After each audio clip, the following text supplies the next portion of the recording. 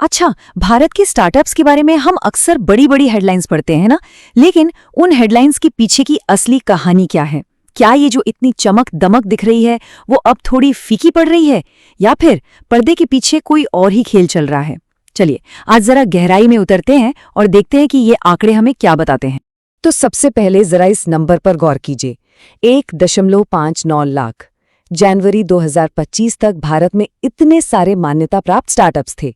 और ये कोई हवाई बात नहीं है, ये डेटा सीधा प्रेस इंफॉर्मेशन ब्यूरो से है। मतलब ये दिखाता है कि भारत का स्टार्टअप सीन कितना ज्यादा बड़ा और वाइब्रेंट। और ये सिर्फ नंबर्स की गिनती नहीं है। अगर हम ग्लोबल लेवल पर देखें तो भारत आज दुनिया का तीसरा सबसे बड़ा स्टार्टअप इकोसिस्टम है, अमेरिका और चीन के ठीक बाद।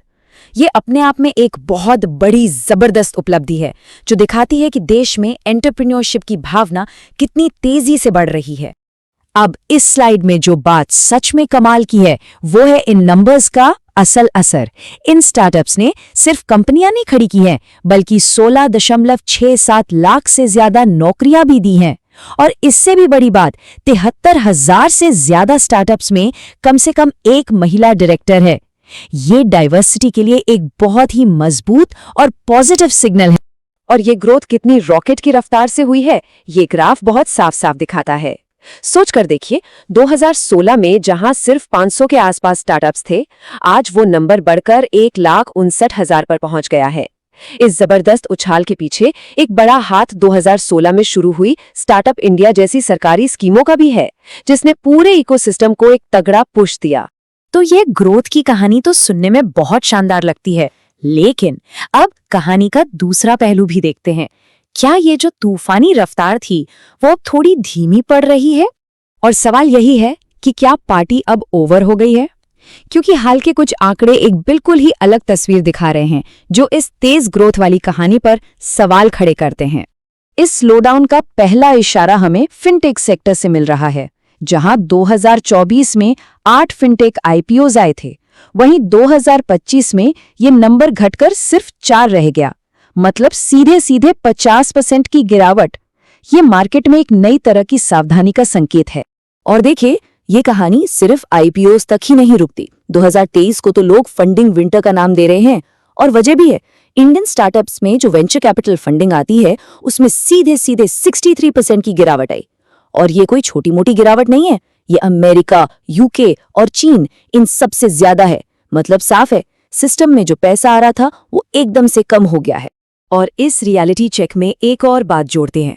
पिचबुक की जो वीसी इकोसिस्टम रैंकिंग्स हैं, जिन्हें कई बार कंट्रोवर्शियल भी माना जाता है, उनके हिसाब से भारत के जो सबसे बड़े स्टार्टअप हब हैं, जैसे बेंगलुरु और मुंबई, वो दुनिया के टॉप 30 शहरों के लिस्ट में भी नहीं है। लेकिन एक मिनट, क्या ये रैंकिंग्स हमें पूरी कहानी बता रही हैं?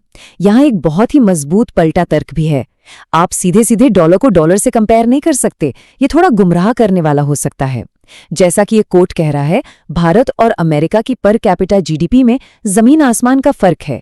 तो परचेजिंग पावर को ध्यान में रखे बिना ये तुलना सेब और संतरे को एक साथ तौलने जैसी है। और ये ग्राफ इसी बात को बहुत जबरदस्त तरीके से दिखाता है।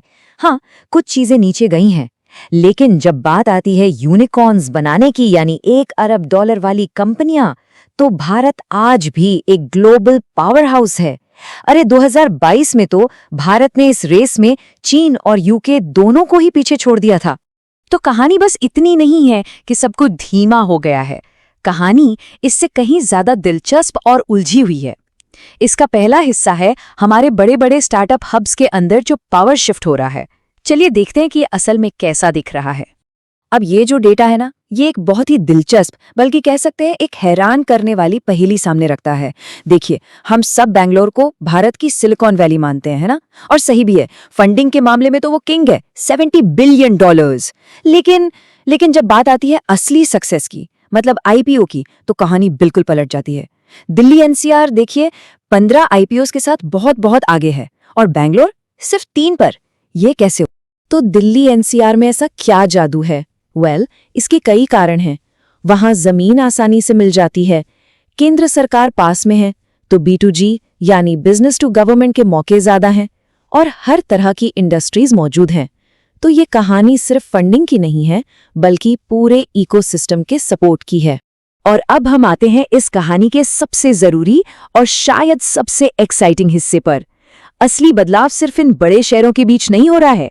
असली कहानी है इनोवेशन का पूरे देश में फैलना, मतलब एक तरह का ज्योग्राफिकल डिसेंट्रलाइजेशन। ये जो स्कैटर प्लॉट है ना, ये शायद इस पूरे विश्लेषण का सबसे चौंकाने वाला विजुअल है। ये साफ दिखा रहा है कि स्टार्टअप्स की सबसे तेज ग्रोथ अब महाराष्ट्र या कर्नाटक जैसे पुरानी हब्स में नहीं, बल्कि बिहार, हरियाणा और असम जैसे राज्यों में हो रही है। ये एक बहुत बड़ा और जबरदस्त बदलाव है। और ये कोई रैंडम ग्रोथ भी नहीं है। ये जो नए हब उभर रहे हैं, ये अपनी अपनी खास पहचान बना रहे हैं। जैसे हैदराबाद सैस का गढ़ बन रहा है, केरला हार्डवेयर पर दांव लगा रहा है और बिहार, असम जैसे राज्य तो ग्रीन टेक्नोलॉजी जैसी फ्यूचर की इंडस्ट्रीज में लीड कर रहे हैं। तो जब हम इन सभी अलग अलग डॉट्स को जोड़ते हैं तो आखिर तस्वीर क्या बनती है? ये तस्वीर किसी गिरावट की नहीं, बल्कि एक मैच्योरिटी की है, एक विकास की है।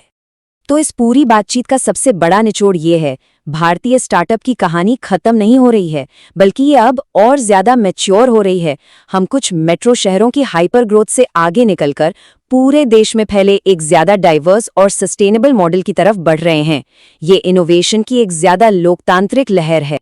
और ये हमें एक बहुत ही मजबूत सवाल के साथ छोड़ जाता है। जब भारत की असली एंटरप्रेन्योर वाली एनर्जी छोटे शहरों और नए इलाकों से निकलेगी, तो ये देश की बड़ी बड़ी मुश्किलों को हल करने के लिए किस तरह के नए और जबरदस्त सॉल्यूशंस लेकर आएगी। भविष्य जो भी हो, वो यकीनन बहुत रोमांचक होने वाला है।